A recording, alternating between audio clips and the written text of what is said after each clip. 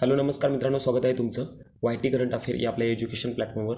तर मित्रांनो, आज आपल्याला बघायचं आहे 23 मार्च 2024 चालू घडामोडी. तर मित्रांनो, आजचा पहिला प्रश्न बघण्या अगोदर तर तुम्ही जर आपल्या वाय टी चॅनेलवर नवीन असाल किंवा हा व्हिडिओ पहिल्यांदाच पाहत असाल तर मित्रांनो आपल्या चॅनेलला सबस्क्राईब करून घ्या.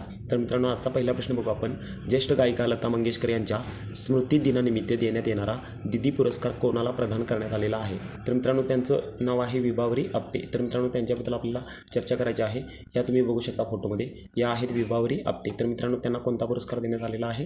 तर बघा, दिदी पुरस्कार. कोणाच्या स्मृती दिनानिमित्त? तर लता मंगेशकर यांच्या. तर मित्रांनो, त्याच्या पुढचा पॉईंट बघा आपण. तर मित्रांनो बघा, गानसम्राज्ञी भारतरत्न लता मंगेशकर यांच्या द्वितीय स्मृती दिनानिमित्त मंगेशकर कुटुंबियांच्या वतीने संगीत क्षेत्रातील सेवेबद्दल दिला जाणारा दिदी पुरस्कार ज्येष्ठ गायिका उषा मंगेशकर व दीनानाथ मंगेशकर रुग्णालयाचे वैद्यकीय संचालक ज्यांनी दिला हा पुरस्कार, त्यांचं नाव आहे बघा धनंजय केळकर, असं त्यांचं नाव आहे. कोणाला दिला? तर विभावरी आपटे यांना. तर मित्रांनो, ही माहिती खूप महत्त्वाची आहे. पुढचा पॉईंट बघू आपण. बघा, जगात भारताचा वनक्षेत्राच्या बाबतीत कितवा क्रमांक आहे? तर मित्रांनो, या प्रश्नाचं उत्तर आहे बघा 10वा क्रमांक लागतो. तर मित्रांनो, आपण महाराष्ट्राबद्दल जर विचार केला तर बघा, राज्यात 61,935 किलोमीटर वर्ग जमीन वनाखाली आहे. त्यानंतर महाराष्ट्रात वनाखालील प्रदेशाचे एकूण भूक्षेत्राशी प्रमाण आहे बघा 20.10%. तर मित्रांनो, त्याच्या पुढचा पॉईंट बघू आपण. भारतातील वनक्षेत्राशी महाराष्ट्राच्या वनक्षेत्राचे प्रमाण किती टक्के आहे? तर मित्रांनो बघा, 8% इतकं प्रमाण असणार आहे. तर मित्रांनो बघा, यावर्षी आंतरराष्ट्रीय वन दिन 2024ची थीम काय असणार आहे? तर मित्रांनो, हा प्रश्न परीक्षेला येऊ शकतो. तर बघा, फॉरेस्ट अँड इनोव्हेशन असं त्या प्रश्नाचं उत्तर असणार आहे. तर मित्रांनो, हे पण तुम्हाला काय करायचं आहे, लिहून घ्यायचं नसेल तर मित्रांनो तुम्ही टेलिग्राम चॅनल जॉईन करू शकता. डिस्क्रिप्शन बॉक्समध्ये लिंक दिलेली आहे. तर मित्रांनो, प्रश्न क्रमांक 3 बघू. कोणत्या देशातील कंपनी एनव्हीडियाने जगातील पहिला कृत्रिम बुद्धिमत्तेवर चालणारा मानवी आकाराचा रोबोट तयार केलेला आहे? तर मित्रांनो, या प्रश्नाचं उत्तर असणार आहे बघा, अमेरिका या देशानं काय केलेलं आहे? जगातील पहिला बुद्धिमत्तेवर चालणारा मानवी आकाराचा रोबोट सादर केलेला आहे. तर मित्रांनो, तो रोबोट आपल्याला बघायचा आहे. तर मित्रांनो, त्याच्या पुढचा पॉईंट बघू आपण. बघा, कोणत्या देशातील रिओ डी जेनेरो येथे दशकातील सर्वाधिक तापमानाची नोंद झालेली आहे? तर मित्रांनो, रिओ डी जेनेरो हे जे ठिकाण आहे त्या ठिकाणी काय झालेलं आहे? या दशकातील सर्वाधिक तापमानाची नोंद झालेली आहे आणि ते ठिकाण आहे बघा मित्रांनो ब्राझील या देशामध्ये. या प्रश्नाचं उत्तर काय असणार आहे? ब्राझील. तर मित्रांनो, त्याच्या पुढचा पॉईंट बघू. ब्राझील देश कुठे आहे? तर बघा, ब्राझील हा दक्षिण अमेरिकेतील सर्वात मोठा देश आणि जगातील 5व्या क्रमांकाचा देश आहे. कशाच्या बाबतीत? क्षेत्रफळाच्या बाबतीत. तर बघा, लोकसंख्येच्या बाबतीत तो 7वा आहे आणि त्याची राजधानी कोणती आहे? तर ब्राझिलिया. हे तुम्हाला लक्षात ठेवायचं आहे.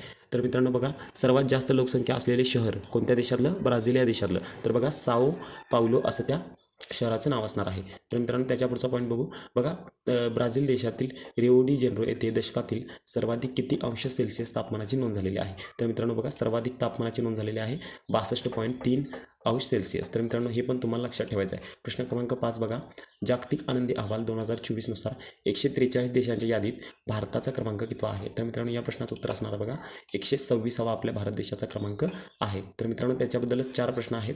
तर बघा, जागतिक आनंदी अहवाल 2024 नुसार 143 देशांच्या यादीत कोणता देश प्रथम क्रमांकावर आहे? तर मित्रांनो बघा, फिनलँड हा नेहमीच प्रथम क्रमांकावर असतो आणि यावर्षीसुद्धा तो प्रथम क्रमांकावर आहे. तर बघा, जगात सर्वाधिक आनंदी देशाच्या यादीत फिनलँड सलग कितव्यांदा प्रथम स्थानावर आहे? तर मित्रांनो बघा, सलग तो 7व्या वेळेला प्रथम स्थानावर असणार आहे. हा प्रश्न परीक्षेला येऊ शकतो. तर बघा, जागतिक आनंदी अहवाल 2024 नुसार 143 देशाच्या यादीत कोणत्या देशाचा सर्वात शेवटी क्रमांक आहे? तर मित्रांनो बघा, अफगाणिस्तान या देशाचा शेवटचा क्रमांक असणार आहे. तर मित्रांनो बघा, संयुक्त राष्ट्राकडून दरवर्षी कोणत्या दिवशी जागतिक आनंदी अहवाल सादर केला जातो? तर मित्रांनो बघा, 20 मार्च या दिवशी काय केलं जातं? संयुक्त राष्ट्राकडून दरवर्षी हा जागतिक आनंदी अहवाल सादर केला जातो. तर किती देश होते? 143 आणि आपला भारत देश आहे 126व्या क्रमांकावर. पहिल्यांदा आहे फिनलँड, शेवट आहे अफगाणिस्तान. प्रश्न क्रमांक 6 बघा, रायझिंग भारत संमेलन आयोजन कोठे करण्यात आलेलं आहे? तर मित्रांनो, या प्रश्नाचं उत्तर असणार आहे बघा, नवी दिल्ली या ठिकाणी काय केलेलं आहे? रायझिंग भारत संमेलनाचं आयोजन करण्यात आलेलं आहे. तर यातील भारत देशाच्या राजधानीचे शहर आहे. त्याचबरोबर भारताच्या दिल्ली हा केंद्रशासित प्रदेश आहे. त्यानंतर मुख्यालय पण आहे बघा तिथे कोणकोणतं? तर बघा, विधी, न्याय आणि प्रशासन या तिन्ही शाखांची मुख्यालय त्या ठिकाणी आहेत. कुठं? दिल्ली या ठिकाणी. तर बघा, या शहराची कोनशिला 15 डिसेंबर 1911 मध्ये बसवली गेली आणि सध्याचे मुख्यमंत्री कोण आहेत? अरविंद केजरीवाल. प्रश्न क्रमांक 7 बघा, ICC T20 फलंदाजी क्रमवारीत कोणता खेळाडू प्रथम स्थानावर आहे? तर मित्रांनो, या प्रश्नाचं उत्तर असणार आहे सूर्यकुमार यादव हे प्रथम स्थानावर आहे. तर मित्रांनो, त्यांचा फोटो आपण बघू शकतो इथं. हे आहेत सूर्यकुमार यादव. तर मित्रांनो त्याच्या पुढचा प्रश्न बघू. बघा, मेगन हे चक्रीवादळ कोणत्या देशात आलेले आहे? हा प्रश्न परीक्षेला येऊ शकतो. तर मित्रांनो मेगन हे चक्रीवादळ ऑस्ट्रेलिया देशामध्ये आलेलं आहे. हे पण तुम्हाला काय करायचं आहे, नोट करून घ्यायचं आहे. तर त्याच्या पुढचा प्रश्न बघा, खालीलपैकी कोणत्या 2 देशांना 10 वर्षात पहिल्यांदा जागतिक आनंदी देशाच्या यादीत पहिल्या 20मध्ये स्थान मिळालेले नाही असं म्हटलेलं आहे? तर मित्रांनो बघा, परत एकदा प्रश्न वाचतो. खालीलपैकी कोणत्या 2 देशांना 10 वर्षात पहिल्यांदा जागतिक आनंदी देशाच्या यादीत पहिल्या 20मध्ये स्थान मिळालेले नाही? तर मित्रांनो या प्रश्नाचं उत्तर काय असणार आहे बघा, अमेरिका आणि जर्मनी या देशांना पहिल्या 10मध्ये कधीही, म्हणजे या 10 वर्षामध्ये कधीही स्थान मिळालेलं नाही. तर मित्रांनो हा व्हिडिओ तुम्हाला आवडला असेल. मित्रांनो थोडीशी तब्येत बरी नाही आहे, मित्रांनो थोडंसं आवाजामध्ये फरक आहे, समजून घ्या मित्रांनो. परत भेटू उद्याच्या व्हिडिओमध्ये. तोपर्यंत धन्यवाद.